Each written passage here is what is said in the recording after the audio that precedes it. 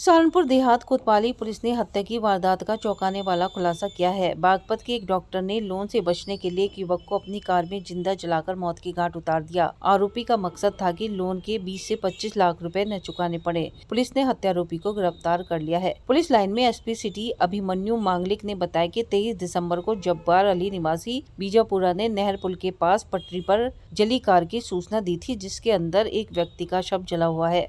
इसके बाद पुलिस पहुंची। जांच पड़ताल के बाद शव को पोस्टमार्टम के लिए भिजवाया। 26 दिसंबर को गुलजार निवासी खान आलमपुरा ने तहरीर देकर बताया कि उसका भांजा सोनू निवासी पुराना मिद्दा थाना सदर बाजार जिला यमुनानगर 22 दिसंबर से गायब है, जिसको आखिरी बार एक व्यक्ति के साथ देखा गया था। पुलिस ने मुकदमा दर्ज हत्यारोपी की तलाश शुरू की। कुछ सीसीटीवी फुटेज खंगाले जाने का अंजाम देने के बाद हत्यारोपी घर जाने के बजाय इधर उधर रहता रहा। शुक्रवार को हत्यारोपी घटनास्थल नहर पुल पर पहुंचा और देखा कि कार जली या नहीं, जहां से पुलिस ने हत्यारोपी डॉक्टर मुबारिक को गिरफ्तार कर लिया। हत्यारोपी बागपत जिले के असारा गांव का रहने वाला है, जो हबीबगढ़ में रहता था और यहीं रहकर क्लिनिक चला रहा था। पूछताछ में हत्यारोपी ने वारदात को स्वीकारा।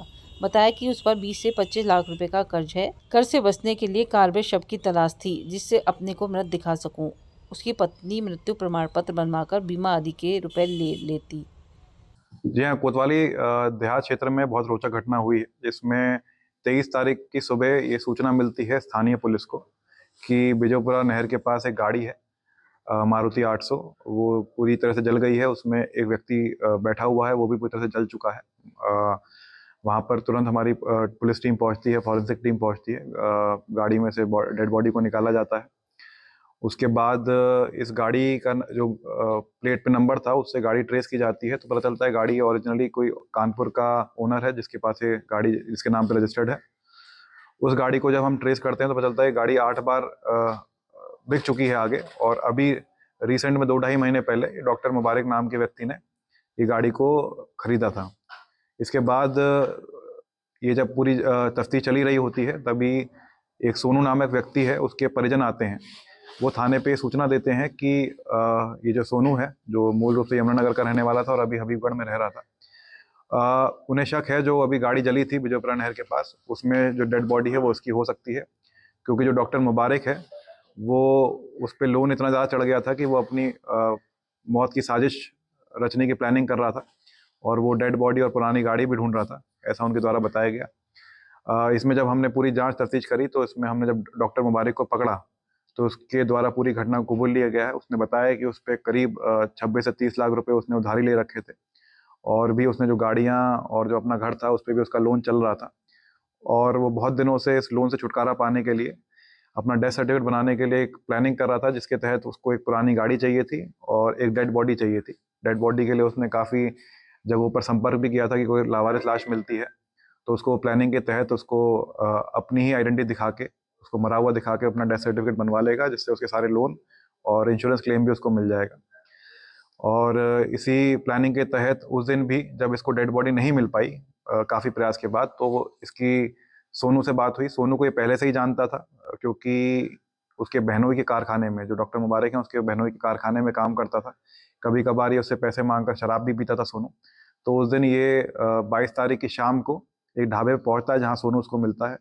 दोनों साथ में खाना खाते हैं ढाबे पर। उसके बाद फिर इसके दिमाग में उसको शराब पिलाने की स्कीम आती है। वो उसको ठेके पे लेके जाता है, शराब पिलाता है।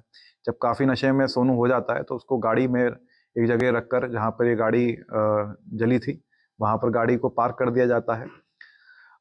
उसके बाद उसके पास एक पेट्रोल की बोतल रखकर उस गाड़ी को जला दिया जाता है। ये जो सोनू है उसमें अंदर जिंदा ही जल जाता है। उसके बाद से ये 2-3 दिन अपनी दूसरी गाड़ी में छुप के रहता है। उसके बाद जैसे करोड़ा गांव भी जाता है, वहाँ पर भी इसकी प्लानिंग थी कि जब ये बात खत्म हो जाएगी तो अपने परिजनों से संपर्क करेगा, पूरी बात उनको बताएगा, उनके थ्रू डेथ सर्टिफिकेट बनवाएगा। लेकिन ये वापस जब घटनास्थल कल आता है देखने, पुलिस के द्वारा गिरफ्तार इसको कर लिया गया था। पुलिस के गिरफ्तार करते ही इसने पूरी घटना भी कबूल ली है। जो सोनू का लॉकेट था, जो उसके गले से मिला था, वो भी इसके द्वारा बरामद कर लिया गया है।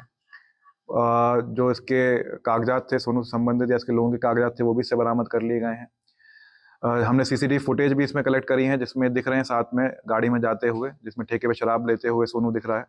तो ये पूरी हमने जब साइंटिफिक एविडेंस पूरे इसमें कलेक्ट किए हैं, तो पूरी स्टोरी इस तरह बनती है।